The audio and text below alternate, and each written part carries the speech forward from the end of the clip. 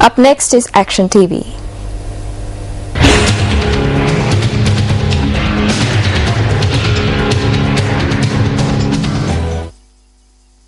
Accordingly, the first schools to be included in the 1000 secondary schools program were the 104 schools that had already come under the ISRU schools program.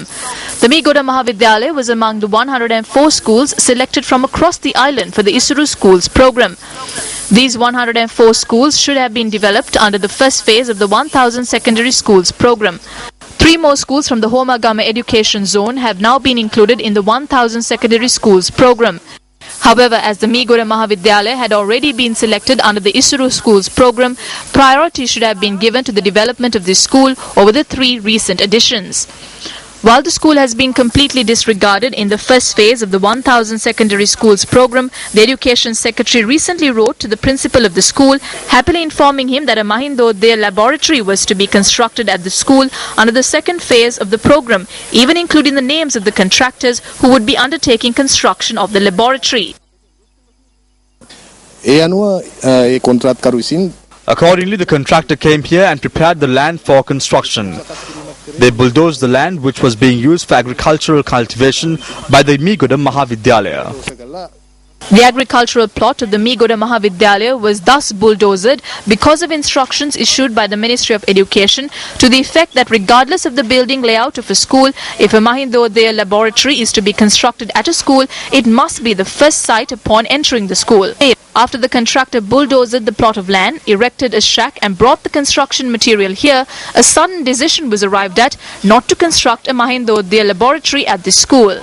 A group of parents met with education authorities to inquire into the reason for this. We told them that this was a resource for the children, and as parents we were waiting expectantly. We asked them not to dash these hopes. He made a request. He said that he had already informed the Chief Minister as well, but there was the principal and a group of parents who he wanted transferred out of here. He asked us to get them transferred and that he would come the very next day and lay the foundation stone. If it is any one individual's personal funds that are being spent on the 1000 secondary schools program, then that individual could impose the condition that was thus revealed by the Secretary of the Megoda Mahavidyalaya School Development Committee. Although such a condition could be imposed, it would be invalid because education in a country should not be determined on the whims and fancies of various individuals. The principal has rendered a lot more service to this school than any of the past principals. It is the political authorities that want to get rid of him. The community at this school have arrived at the decision to sacrifice the Mahindodaya laboratory and stand behind the principal, who for 5 years has developed this school without fielding any allegations of irregularity, because of the admirable intention to ensure that this principal will be able to gain his honourable discharge not only from the position of principal but also from the public service in another 11 months. Shouldn't investigations be held to look into whether the Mahindodaya laboratories are being used as bribes as per personal whim and fancy? Secretary to the President, this is over to you.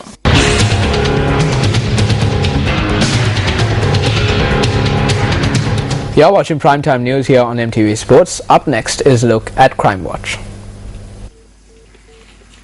The bound body of a murdered man was discovered in a washroom at the residence of the chairman of the Wattala Pradeshya Sabha. The police media unit said that the victim was a 76-year-old man who was employed at the residence. The police said that the killing had taken place last night while the Pradeshya Sabha chairman and his wife were away from home attending a function. The victim had been employed at the Pradeshya Sabha chairman's household for an extended period of time. The deceased was Matar Ara Chilage Jayaman. Our reporter says that he was a resident of Keravalapitiya in Wattala. Following the magisterial inquest, the body was taken to the Ragama hospital for the post-mortem examination.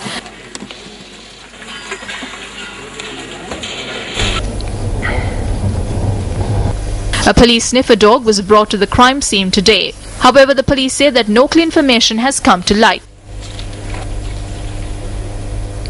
Tushara Hemachandra, former opposition organizer for the Mahara electorate, who was arrested for allegedly biting off another man's nose, has been released on bail, subsequent being produced in court. The police say that the incident occurred when an argument that arose at an event held in Attanagalla yesterday turned violent.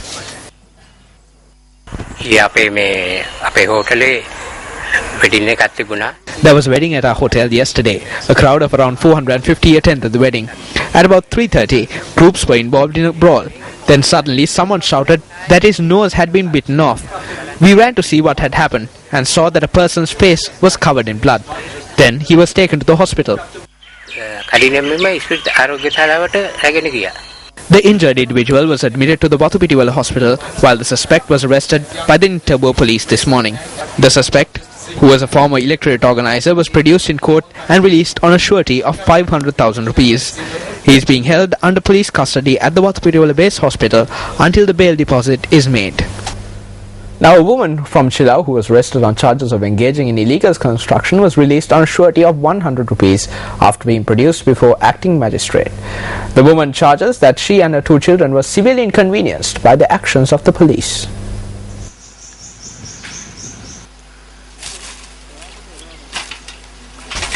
This is Niluka Chandran Fernando, a mother to 2 boys aged 6 and 1.5. Her husband is a corporal in the army. Niluka was busy yesterday owing to renovation work on one section of their home. At about 12:30 in the afternoon, the Grama Niladhari in the area arrived at her home accompanied by several police officers. Her husband was not at home at the time.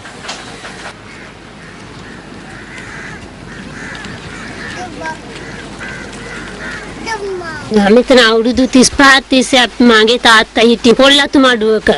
ඉතින් මේක දිරාපත් වෙලා හොඳටම මේ තාත්තටත් දැන් අංශභාගය හැදිලා මම මේ ඒක දිරාපත් වෙනින්ද මේ ගාලෙන් නගන්න හැදුවේ. ගාම්සේකන නිලධාරිය ආවි එකට විතර මෙතන පොලිසියත් කැඳගෙනම මං කුස්සිය උයෝ හිටියේ. වෙලා යන ලෑස්ති වෙන්න ළමයි දෙන්නත් එක්ක ඉක්මනටම ලෑස්ති වෙන්න කියලා මාව වාහනේ දාගෙන ඉක්මනටම එක්කගෙන ගියා. මගේ අතෙත් කිසිම දෙයක් නැහැ කන්න බොන්න දෙන්න. මහත්ය රාත්‍රී 10ට විතර කම් මේ ළමයි දෙන්න මම දුක්කින්ද ඊට පස්සේ තමයි ළමයි දෙන්න අරන් ගියේ මහත්ය. The husband, Corporal H.M. Bandara, was informed in the afternoon by a neighbour that his wife and children had been taken to the police. I was on duty yesterday at the Matakulya camp in Colombo. I suddenly received a phone call that they had been taken to the police. I have served in the military for 14 years and have been wounded as well. I have served at army headquarters as well. They have said that there are 23 illegal constructions. So no one else has undertaken illegal constructions according to them, only us. When we made inquiries regarding this incident, the police media unit said that the arrest was made following a notification made to the Chilau police by the Grama Niladhari officer. The police said that the woman had been charged with illegal construction. After spending close to 20 hours at the Chilau police, Niluka was brought before the acting magistrate of Chilau, Arvin Fernando. අත්අඩංගුවට ගැනීම නීති විරෝධී අත්අඩංගුවට ගැනීමක් කියලා මම ප්‍රකාශ කළා. ඒ අනුව අධිකරණය ඇහැව්වයි මේ විදියට මේ අත්අඩංගුවට ගැනීමක් කළේ. ඒ අනුව අදාළ අත්අඩංගුවට ගත්ත පොලිස් නිලධාරියත් අධිකරණයට පැමිණෙන්න කියලා නියෝගයක් දුන්නා. The case is to be taken up on the 8th of August. Now, Newsfirst spoke to Attorney at Law Dr. Pratibha Mahana-Mehewa in this regard, and we will have the views expressed by Mr. Mahana-Mehewa later on in the news. But before that, here's a look at Flashback. Lapses of several days before suspect politicians are arrested. Some are yet to be arrested. Allegations that UPFM member of the Begama Pradeshya Sabha assaulted an employee at a private workstation. As of 4:30 p.m. today, the PS member had not been apprehended. Trincomalee magistrate issues a warrant for the arrest of the chairman of the Gomaran Kadavala Pradeshya Sabha in Kantale. As of 5:24 p.m. on the 22nd of July 2013, no reports have been received of an arrest being made. A woman from Chilau was arrested soon after a complaint of illegal construction was received.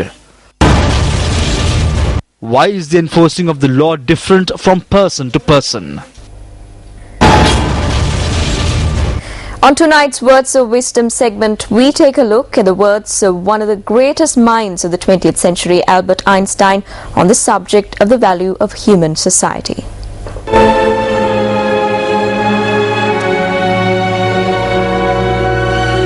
All that is valuable in human society depends upon the opportunity for development accorded the individual.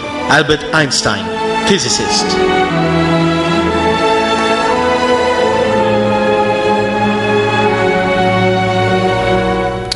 Speaking at an event held at the Soisa Cultural Centre in Bibile, Vijit Vijay Munit Soisa, the Minister of Wildlife Resource Conservation, commented on the usage of government funds by politicians.